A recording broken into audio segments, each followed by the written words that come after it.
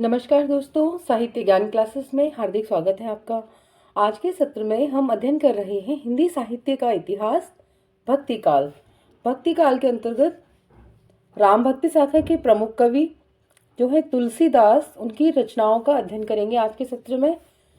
तुलसीदास की प्रमुख रचना है रामचरितमानस, जिसका हम पिछले सत्र में अध्ययन कर चुके हैं।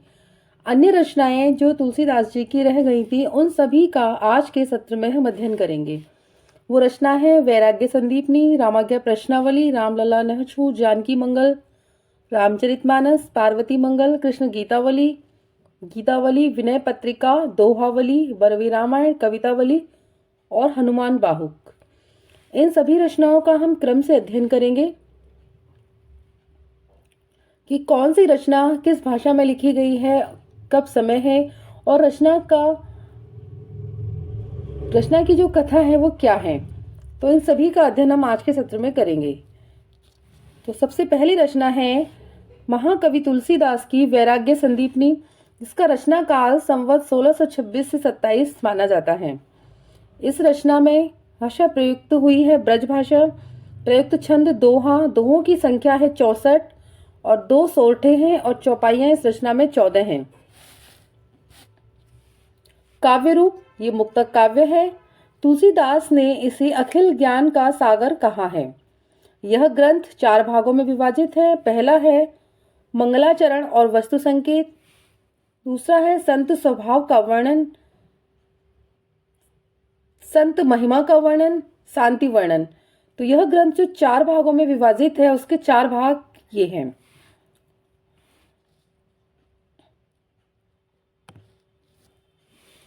अगली जो रचना है तुलसीदास की रामाज्ञा प्रश्नावली, इसका रचना काल संवत 1627 से 28 है। इस रचना की भाषा है वो अवधी है। प्रयुक्त छंद दोहा, 343 दोहों का प्रयोग किया गया है रामाज्ञा प्रश्नावली रचना में। काव्य रूप मुक्तक काव्य है ये।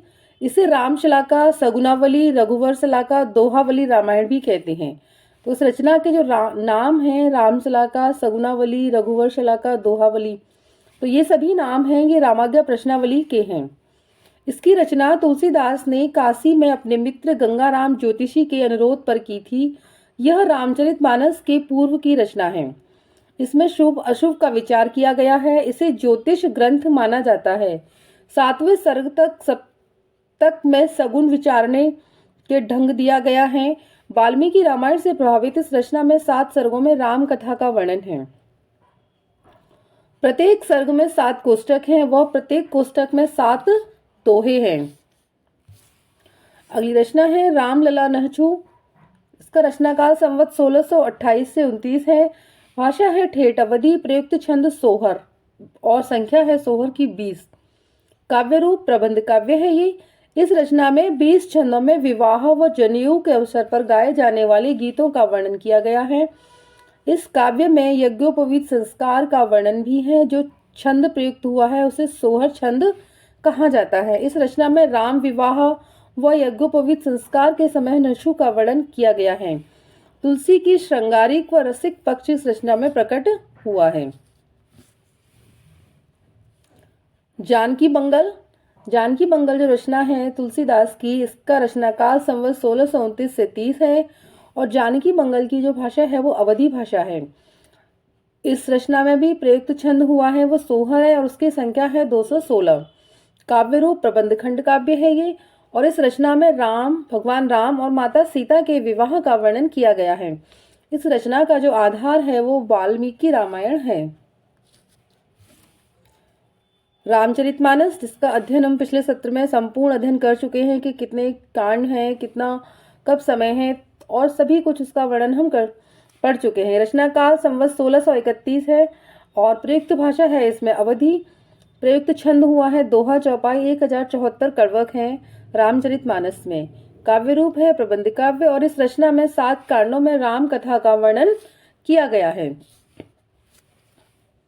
पार्वती मंगल जो रचना है अगली इनकी पार्वती मंगल और इसका रचनाकाल संवत 1643 ईस्वी है। प्रयुक्त भाषा अवधि।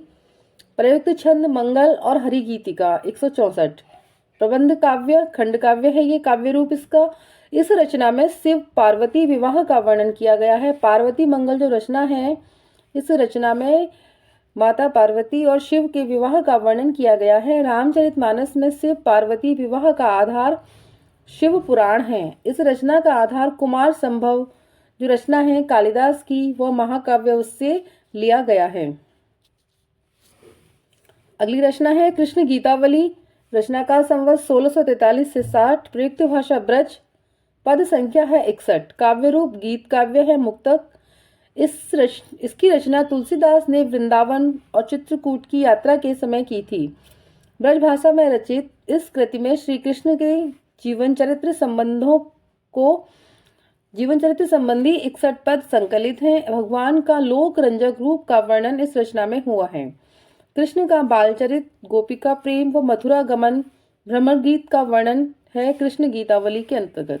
इस रचना में पदों का प्रयोग कृष्ण काव्य परंपरा का द्योतक है। गीतावली जो रचना है, इसका रचना काल संवत 1630 से 70 ईस्वी है। 70 भाषा इसमें ब्रज का प्रयुक्त हुई है। प्रयुक्त छंद है इसमें पद 328। काव्य रूप गीत काव्य है और यह भी मुक्तक काव्य है। यह रचना ब्रज भाषा में रचित एक गीत काव्य है। इसमें 7 कांड एवं 328 पद हैं। इस कृति का आरंभ राम के राज्याभिषेक से होता है। गीतावली की रचना तुलसीदास ने सूरदास के अनुकरण पर की है, क्योंकि भगवान जो कृष्ण की लीलाओं का वर्णन किसने किया है? सूरदास ने। और उसी प्रकार तुलसीदास ने भगवान राम की जो बाल लीला है उनका वर्णन इस रचना में किया है। बाल लीला के पद और गीतावली में राम की बाल लीला के पदों में बहुत कुछ साम्य दिखाई पड़ता है, यानी बाल लीलाओं के पद एक से हैं, केवल राम और श्याम का अंतर है। अर्थात यह कृति लीला विषयक गीता का संग्रह है, गीतों का संग्रह है। गीतावली जो रचना है, इस रचना में रामचरित के चुने हुए प्रसंग, तुलसी का वात्सल्य वर्णन है। मर्यादा पुरुष राम नहीं, हास परिहास करते हुए राम, सीता के साथ हिंडोला झूलते राम का माधुर्यपूर्ण वर्णन किया गया है। यह रचना राम गीतावली या पदावली रामायण नाम से भी प्रसिद्ध है। 7 कांडों में राम कथा का वर्णन किया गया है। तुलसीदास की काव्य कला की सबसे मधुरतम अभिव्यक्ति है गीतावली। नोट स्पेशल, मूल गोसाई चरित्र के अनुसार यह तुलसीदास की प्रथम रचना है। अगली रचना है विनय पत्रिका और इस रचना का समय है सन 1631 से 79। प्रयुक्त भाषा है विनय पत्रिका की भाषा ब्रज है। विनय पत्रिका से तो कई बार प्रश्न यह आता है कि महाकवि तुलसीदास की रचना विनय पत्रिका वह किस भाषा में लिखी गई है। तो रामचरितमानस के आधार पर कभी कभी इसका जो है वो अवधि भी हो जाता है, बच्चे गलत कर देते हैं, पर यह इसकी भाषा है ब्रज। प्रयुक्त छंद में इसमें पद प्रयुक्त हुए हैं। काव्य रूप गीत काव्य है, मुक्तक है। अन्य नाम इसे राम गीतावली या विनयावली भी कहा जाता है और इस रचना का प्रमुख रस है शांत रस। यह रचना मूलतः स्तुति, भक्ति और वंदना का काव्य है। इसे तुलसीदास का सर्वोत्तम गीत काव्य कहा गया है। इसकी रचना खंड काव्य भी कहा जाता है। इस रचना में तुलसीदास ने भगवान राम के प्रति विनय के पदों को गाया है। यह पहली कृति है जिसमें ब्रज के साथ साथ भोजपुरी के शब्द भी मिलते हैं। इस पत्रिका में कलयुग से त्रस्त तुलसीदास का आत्मनिवेदन है और इसकी रचना इन्होंने काशी में की थी। इसके प्रारंभ में श्री गणेश वंदना का जगत प्रसिद्ध गीत है, गाइए गणपति जगवंदन। आचार्य शुक्ल का एक कथन है कि भक्त रस का पूर्ण परिपाक जैसा विनय पत्रिका में देखा जाता है वैसा अन्यत्र नहीं। तो ये कथन भी महत्वपूर्ण है। इस रचना में यानी विनय पत्रिका जो रचना है, इस रचना में आत्मनिवेदन व राम भक्ति की याचना की है। इसमें 21 रागों में आत्मनिवेदन हुआ है। कलयुग के अत्याचारियों के खिलाफ यह तुलसीदास की भगवान राम से फरियाद है। प्रसिद्ध पंक्तियां हैं विनय पत्रिका की, अब न नसानी अब न नसे हो, केशव कही न जाए का कहिए, जाके प्रिय राम वैदेही, जनक जनी तज्जो जन्मी, कर्म बिन जो सृजे अवडेरे। तुलसी की भक्ति नवदा भक्ति है, जिसका चरम उत्कर्ष विनय पत्रिका में देखा जाता है। दोहावली, जिसका समय है 1626 से 80 तक। प्रयुक्त भाषा है ब्रज। प्रयुक्त छंद दोहा सोरठा।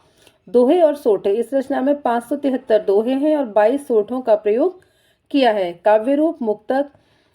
महाकवि तुलसीदास की रचना जो ब्रज भाषा में रचित है, यह नीति काव्य है। इसमें भक्ति, नीति और वैराग्य आदि विषयों का वर्णन किया गया है। यह कृति अपने सांगरूपक के लिए सर्वाधिक प्रसिद्ध है। 85 दोहे रामचरितमानस के और 131 दोहे सतसई के और 35 दोहे रामाज्ञा प्रश्नावली के, 2 दोहे वैराग्य संदीपनी के हैं इस रचना में। अगली रचना है बरवे रामायण, जिसका रचना काल संवत 1630 से 80 है। बरवे रामायण की जो भाषा है वो अवधी है। प्रयुक्त छंद बरवे। काव्य रूप है इसका मुक्तक काव्य। इस कृति की जो रचना है, तुलसीदास ने रहीम के बरवे नायिका भेद ग्रंथ की प्रेरणा से उत्साहित होकर की थी। अवधी भाषा में रचित इस कृति में रामचरितमानस संबंधी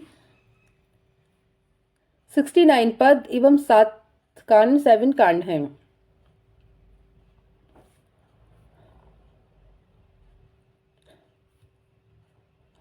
उत्तर कांड में कवितावली की तरह राम विषयक व अन्य देवता विषयक बरवे हैं, मंगलाचरण नहीं तथा 7 सर्ग हैं। बरवे छंद का आविष्कार रहीम दास जी ने किया था। तो आविष्कार कौन है बरवे छंद के? रहीम दास जी हैं इसके आविष्कार। कवितावली। कवितावली जो रचना है ये भी तुलसीदास की ही रचना है और इसे कवित्त रामायण भी कहा जाता है। कवितावली की रचना कवित्त सवैया शैली में हुई है। यह मुक्तक काव्य ग्रंथ है जिसमें कविता सवैया और कवित्त सवैया और छप्पय इन तीनों का प्रयोग हुआ है। इस रचना को तुलसीदास की अंतिम रचना माना जाता है। ब्रज भाषा में रचित इस रचना में 7 कांड और 183 पद हैं। इस कृति का आरंभ वात्सल्य रस से होता है। कवितावली में किष्किंधा कांड में एक ही छंद है। तुलसीदास ने मीन सनिश्चरी का वर्णन कवितावली में किया है। तुलसीदास ने कवितावली में राम के ऐश्वर्य को प्रधान स्थान दिया है। कवितावली में 325 कविताएं हैं। कवितावली की कुछ प्रसिद्ध पंक्तियां हैं जो कई बार परीक्षाओं में महत्वपूर्ण स्थान रखती हैं।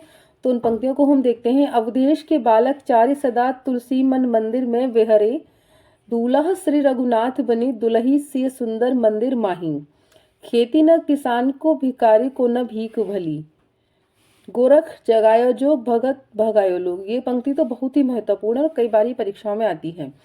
धूत कहो अवधूत कहो, राजपूत कहो जुलाहा कहो कोई, विंध्य के वासी उदासी तपोव्रत धारी, राम राम को रूप निहारती जाने की कंगन के नग की परछाई। तो ये पंक्तियां हैं, ये सभी पंक्तियां कवितावली से ली गई हैं और ये पंक्तियां परीक्षाओं में आती हैं और पूछा जाता है कि ये पंक्तियां किस कवि की हैं या किस रचना से ली गई हैं। अगली रचना है महाकवि तुलसीदास की हनुमान बाहुक। हनुमान बाहुक जो रचना है, इस ग्रंथ में हनुमान जी की स्तुति संबंधी 44 छंद हैं। इसकी रचना तुलसीदास ने अपनी बाहों में जो उनकी एक पीड़ा हुई थी, असहाय पीड़ा होने पर उन्होंने लिखी थी रचना, और हनुमान जी से इसमें विनय के पद लिखे हैं तुलसीदास ने। तुलसीदास की रचनाओं के संबंधित कुछ तथ्य हैं। तुलसीदास जी की प्रथम रचना वैराग्य संदीपनी तथा आखिरी रचना कवितावली को माना जाता है। कुछ विद्वान रामलला नहचु को भी पहली रचना मानते हैं। हनुमान बाहुक की रचना तुलसीदास जी ने बाहु रोग यानी उनकी बाहों में एक बहुत ही भयंकर असहाय पीड़ा हुई थी, तो उस पीड़ा से बचने के लिए, उसके उपाय के लिए उन्होंने हनुमान जी की स्तुति की थी, उनसे विनय की थी कि किसी प्रकार मैं सही हो जाऊं। तो उसके पद हैं इस रचना में।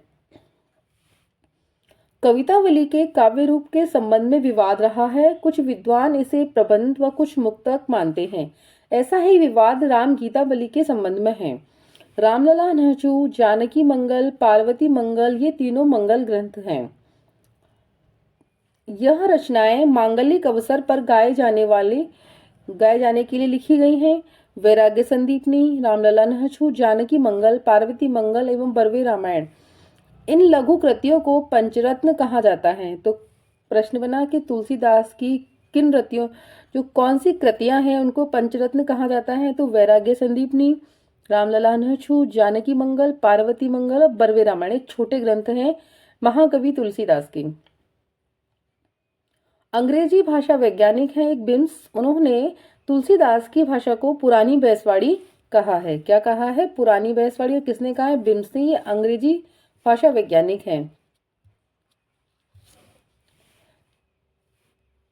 हरिऔध जी ने तुलसी के संबंध में कहा है, कविता करके तुलसी न लसे, कविता पा तुलसी की कला। भिकारीदास जी ने तुलसी के संबंध में लिखा है, तुलसी गंग दुओ भये सुकवन के सरदार, इनके काव्यन में मिली भाषा विविध प्रकार। तो आज के सत्र में इतना ही। आगे के सत्र में जुड़े रहिए। तुलसीदास से संबंधित बहुत कुछ महत्वपूर्ण तथ्य, विद्वानों के कथन, उनका हम अध्ययन करेंगे अगले सत्र में। धन्यवाद।